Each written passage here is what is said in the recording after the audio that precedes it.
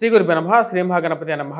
23 ఫిబ్రవరి నుండి మార్చి 1వ తారీఖు వరకు ద్వాదశ రాశుల వారికి చంద్రమను అనుసరించి గోచర రీత్యా ఈ వారం ఎలా ఉండబోతుందని చూద్దాం. మంగళవారి గంటల పంచాంగాన్ని అనుసరించి ఈ యొక్క వారం ఎలా ఉండబోతుందని తెలుసుకునే ముందు మంగళవారి గంటల పంచాంగంలో గత సంవత్సరంలో వచ్చేటప్పటికి ముఖ్యంగా రాయబడినటువంటి నిజంగా జరిగినటువంటి కొన్ని విషయాల్లో ఆంధ్రప్రదేశ్లో యొక్క రాజకీయ మార్పు ఏదైతే జరిగిందో దాని గురించి నిర్మోహమాటంగా రాయడం జరిగింది.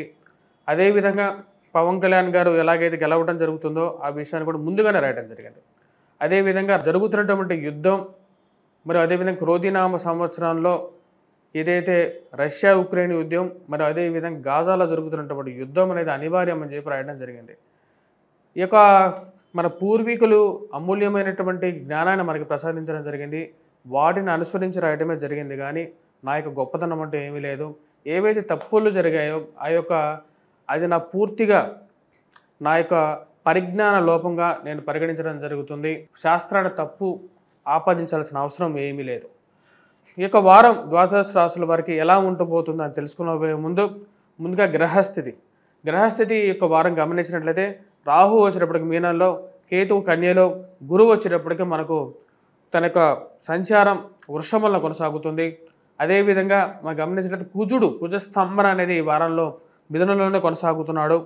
వాటితో పాటు బుధుడు కలవడం అనేది ఈ యొక్క నెలలో 27వ తారీఖున బుధుడితో రవి బుధుడు శని యొక్క కలయిక అన్నమాట. ఈ యొక్క కలయిక రాబోతున్నటువంటి రోజుల్లో మార్చి 30వ తారీఖే షష్టగ్రహ కూటమి అనేది జరగబోతున్నది. వీటితో పాటు శుక్రుడి యొక్క కలయిక రాహుతో కలవడం జరిగింది. ఇటువంటి స్థితి రాబోతున్నటువంటి వారం రోజుల పాటు ద్వాదశ రాశుల వారికి చంద్రమను అనుసరించి గోచర రీత్యా ఎలా ఉండబోతుందని చూద్దాం. ధనుసు రాశి వారికి వారం సానుకూలమైనటువంటి ఫలితాలు గోచరిస్తూ ఉన్నాయి. వృత్తిపరంగా వ్యాపారపరంగా అనుకూలంగా ఉంటుంది. ఆదిశత్రువులైనటువంటి రవి శని యొక్క కలయిక ఏదైతే జరిగిందో అది పూర్తి యోగాన్ని ఇవ్వగలుగుతుంది ధనుసు రాశి వారికి. ఫైనాన్షియల్గా రొటేషన్ పరంగా అనుకూలంగా ఉంటుంది. ఉన్నత స్థాయిలో ఉన్నటువంటి స్త్రీ పురుషులతో సత్సంబంధాలు ఏర్పరచుకోగలుగుతారు. వారితో కలయిక మీకు పూర్తి అనుకూలమైనటువంటి ఫలితాలు ఇవ్వగలుగుతుంది. మీ యొక్క కాంటాక్ట్స్ అనేవి మీకు బాగా ఉపయోగపడే విధంగా ఉంటుంది. మీరు ఎన్నో రోజుల నుంచి చేస్తున్నటువంటి పనులు సంఘంలో గౌరవానికి గుర్తింపుకి కారకంగా ఉంటాయి. మిమ్మల్ని 10 మందిలో మీరు చేస్తున్నటువంటి కృషికి గుర్తించడం అనేది ఒక మంచి పరిణామంగా మీరు భావిస్తారు. పేరు ప్రఖ్యాతల కోసం మీరు కాదు, సంఘంలో ఒక మంచి పని చేయడానికి మీరు చేస్తున్నటువంటి పనికి ఒక మంచి గుర్తింపు రావటం అనేది మానసికమైనటువంటి సంతృప్తిని ఇవ్వగలుగుతుంది. ఈ రాశి వారికి ముఖ్యంగా ఉద్యోగపరంగా నూతన ఉద్యోగపరంగాను అనుకూలత అనేది ఎక్కువగా పొందగలుగుతారు.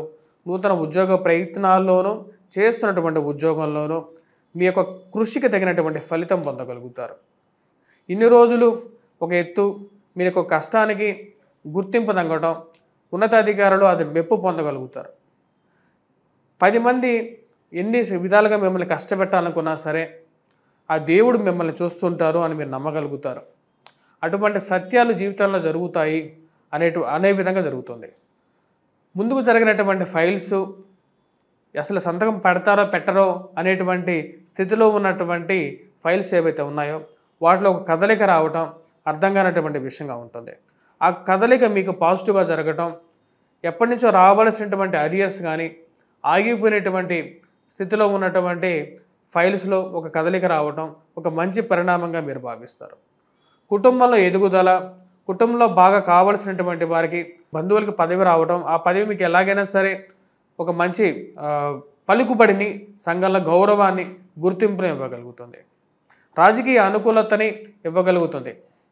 ఈ రాశి వారికి విద్యా సంబంధితమైన విషయాల్లో విద్యార్థులకి సానుకూలమైనటువంటి ఫలితాలు గోచరిస్తూ ఉన్నాయి. కాకపోతే కొంచెం యాప్టిట్యూడ్, మ్యాథమెటిక్స్ విషయంలో కొంచెం ఎక్కువగా కష్టపడాల్సినటువంటి ముఖ్యమైనటువంటి సూచన. ఆరోగ్యపరంగా రికవరీ గురించి ఎక్కువగా తాపత్రయపడతారు.